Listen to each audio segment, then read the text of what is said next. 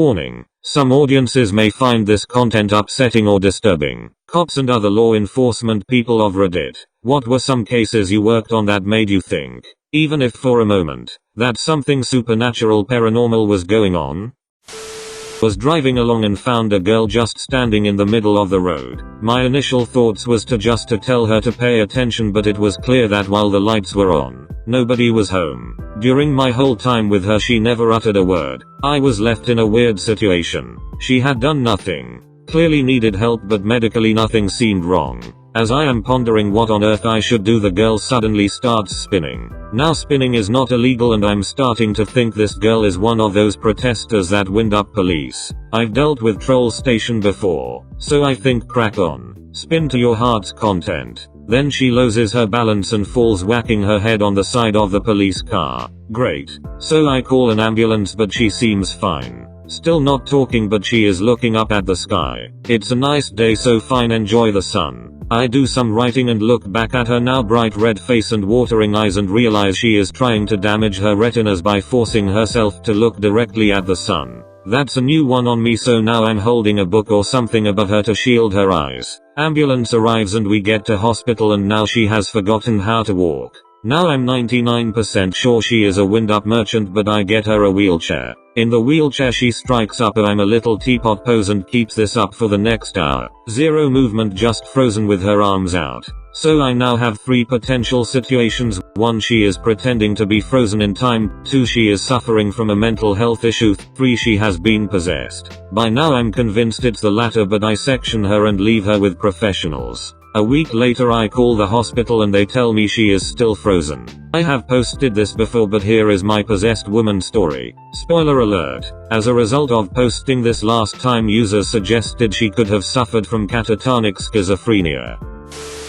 My brother is a deputy, and at the time I worked as an EMT for a few small towns in northeast Colorado. I frequently went on ride along with him while waiting for 9/11 calls to come in. This took place in Amherst, Colorado. The town is very small. Amherst has about 50 people, a church, some houses, a grain tower, and a park. It was about 3 a.m. and we were about to call it a night. As we were making our last check on Amherst, we noticed movement at the park but couldn't tell exactly what was going on because it was pitch black. We drove up and stopped alongside the dirt road, flipped on the spotlight, and as we moved the light around the park it finally settled on the back of a young girl, maybe 13, sitting on a swing with her back facing us. We left the spotlight on her. She wasn't moving. She just sat there facing away from us, looking down at the ground. Needless to say, it was a very creepy situation. We both looked at each other with that face you would make when something is out of the ordinary. I quickly suggested that we should call her over using the PA system.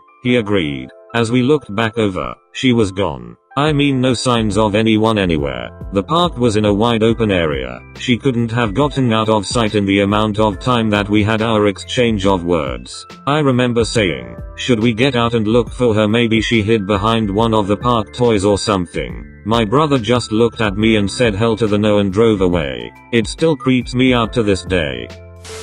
Obligatory. Not my story, but my uncle's. Years ago my uncle told us about a woman who would call the police station just about every night, claiming that fairies or elves were breaking into her house and stealing her food. As is custom, every time she calls, they send a unit to check on her. My uncle gets it about 2-3 times per week. Every night they stop by her house and reassure her that no one has broken in and calm her down. One night when he gets to the house, she has poured powdered sugar all over the floor to record their tracks, and my uncle says he literally has to do a double take. All over the floor of her kitchen are these little tracks, tiny like nothing he's seen before. His partner starts taking photos and trying to figure it out. A few other officers come in, as most of them had gotten the call to her house too and want to see it. 10 police officers, all completely baffled as to what these weird little prints are. Turns out a possum had babies and they were sneaking into her kitchen for warmth or food. The prints looked so foreign because most of the time baby possums are carried by their mother, not running around. 7 are rounded up and released in a less residential area.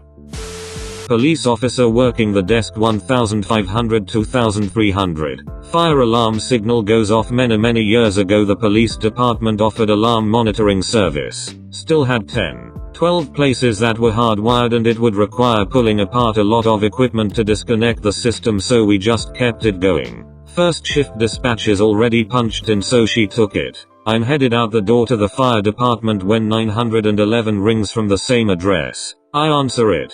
No one in the other end. Assume they barely got to call before passing out. I bolt out the back door, hop in a squad car, radio in the 911 call on channel 3 that both police fire can hear and that I'm going directly to the house. Arrive just as another unit shows up. No signs of smoke. No sign of anything. Older woman comes walking up the street pushing a wheelchair with an elderly lady, her mother. They live there and just went out for an early evening stroll before dinner. Tell them what we have going on. Nobody else lives there, and as far as the elderly lady can remember, the alarm was disconnected from the house years ago during some renovations. They don't have any alarm system either, just a couple of smoke fire detectors. We do a walk around the house. Get to the back door of the kitchen and you can clearly see and smell gas. We turned off the gas at the main, set up some fans to air it out, and find a cracked gas line going to the oven. Daughter said she spilled some coffee she was making for their walk and had to move the oven a few inches to clean. Probably broke the line pushing the oven back in. Nothing else in the house is disturbed and both phones are on the hook.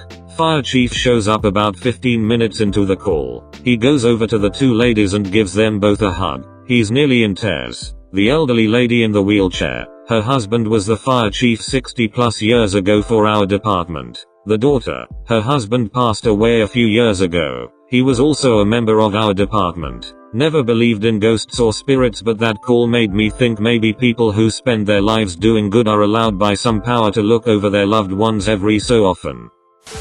Crazy old woman called because she heard someone repeatedly banging on her front door and garage door. It's after midnight and I get there, and the house is in the middle of the woods with nothing around for miles. I talk to the lady and she insists I checked her large shed out back. So I open the shed door and peek in with my flashlight, and the entire shed is filled with creepy large homemade dolls. They are each probably like 2 to 3 feet tall and sitting upright facing the door. The hair on my neck went up for a minute. I didn't truly believe that something supernatural was going on, but dolls are just really fucking creepy. It's probably too late for this to surface, but this is my dad's story. He went to a call where a father had gone crazy and decided to shoot his family. He killed his wife and was looking around trying to find his 5-year-old son to shoot him. The boy had run outside and was trying to hide on the side of the house behind the trash cans. The father eventually found him and point blank emptied nearly a full magazine at the boy. When my dad arrived, they found the boy in shock, hiding right where his dad found him. Not a wound on his body. There were bullet holes in the side of the house all around the boy. When they finally got to question him about it, they asked him what happened when his dad found him on the side of the yard. The boy replied, "The angel was in front of me with a shield, and he saved me. He pushed the gun away from me."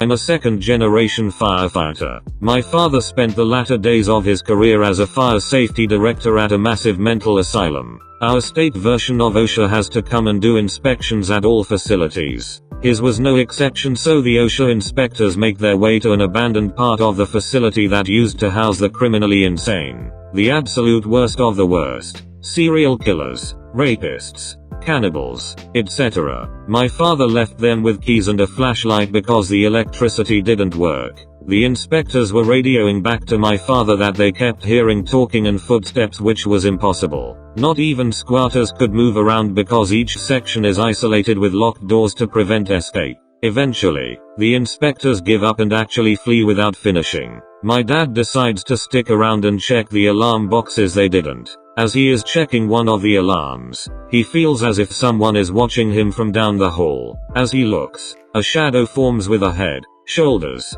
torso but no legs and just 2 holes where there should be eyes. My dad noped the hell on out of there. Since the hospital has shut down, it has been on Ghost Adventures, Ghost Hunters and a myriad of other shows and movies. My dad has been in some of them. Jason from Ghost Hunters called it the scariest place he's ever investigated.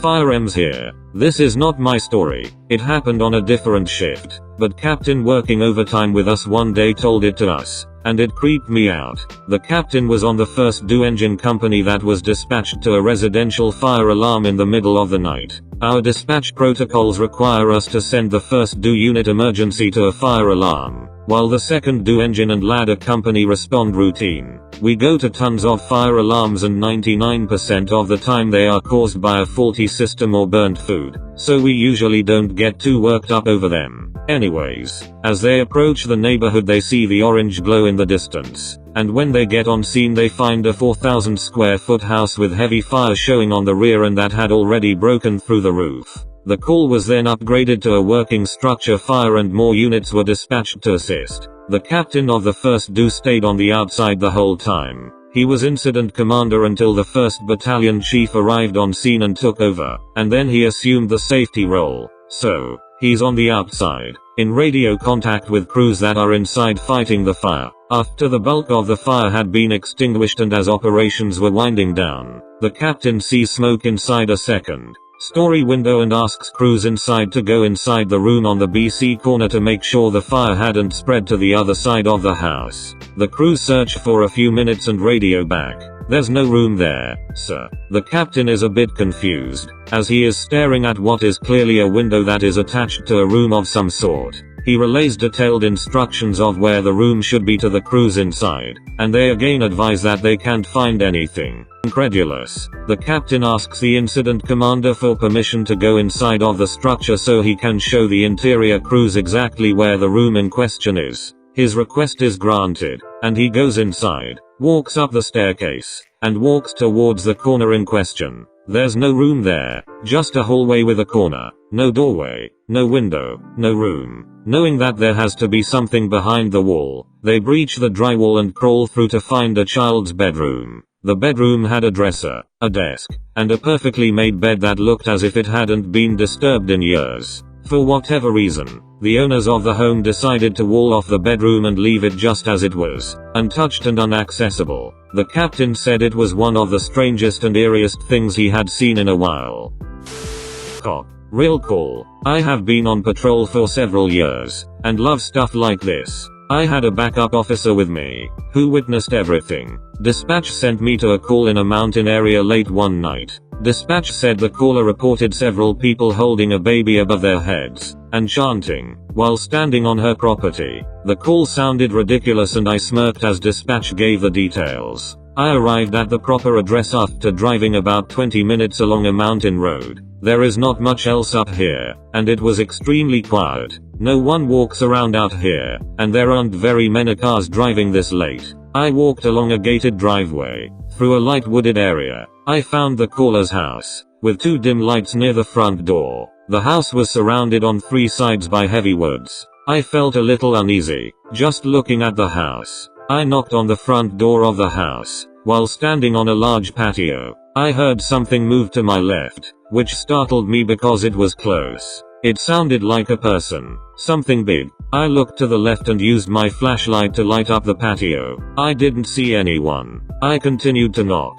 I could hear two voices inside the house. I clearly heard a male and a female. This made me feel a little better. I thought I heard someone on the patio, but it must have been someone inside. The female eventually opened the door. She was terrified, almost crying. She asked me to come inside and to close the door. She led me to the living room, where I saw a very cheap security monitor, almost like a baby monitor camera setup, with audio and video playing. The camera setup only provided live feed. The camera was positioned to view the front door and patio area where I was just standing. The audio was silent as I watched the monitor for a few seconds. The woman began to explain. When I interrupted, and asked where the male was inside the house, I heard his voice. She looked confused and said she was here alone. I was surprised because I know for a fact I heard a male's voice when I knocked. I asked her several times, and initially thought she was lying to me. My partner checked the house and did not find anyone.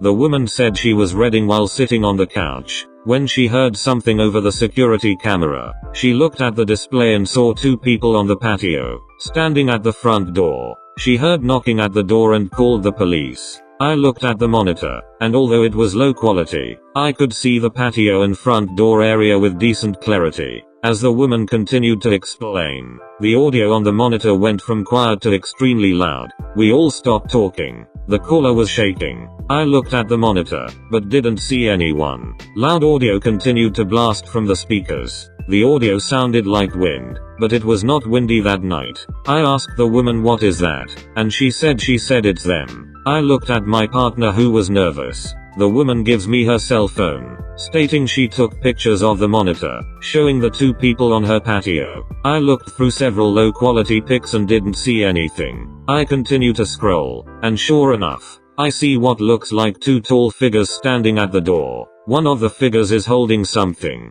The figures looked strange, all dark and featureless, in contrast to the video I saw on the monitor. I was in disbelief, and thought, oh my god, she's telling the truth.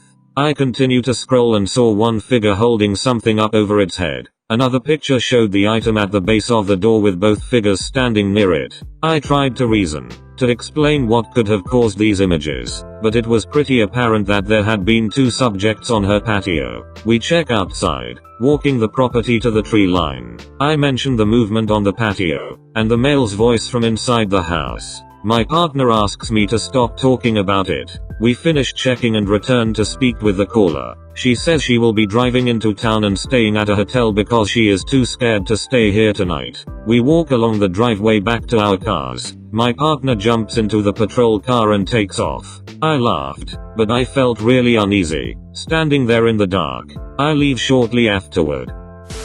Cop here.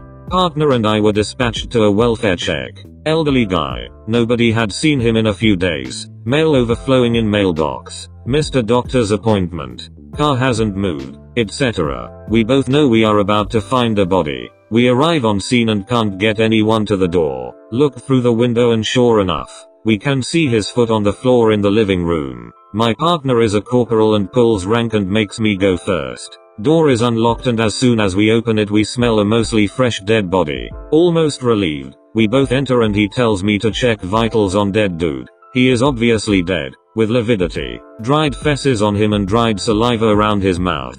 So I go to stand over him and see if I can get a pulse, at which point he takes a deep breath, rolls over, and asks why we are in his house. At this point we both start screaming oh shits and what the fucks as we both run out of the house. We called EMS and they transported him. Said they couldn't get a blood pressure or pulse on him. I think he died a week later in the hospital. I still get jokes about raising the dead.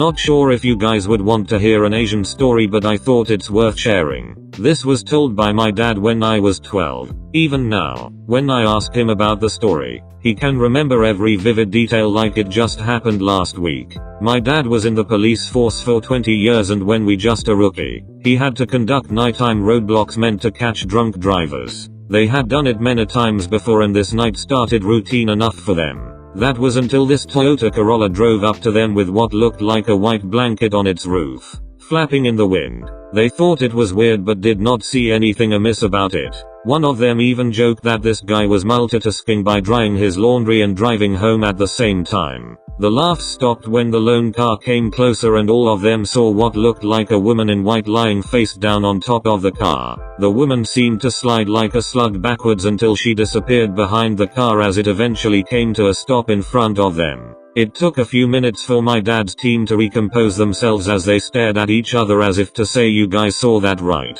The most senior of them finally stepped up and shot the usual questions to the driver. There was a noticeable quiver in his voice as he made conversation and asked him to step out of the vehicle. My dad's team inspected the whole vehicle, including the boot, and found nothing strange in it.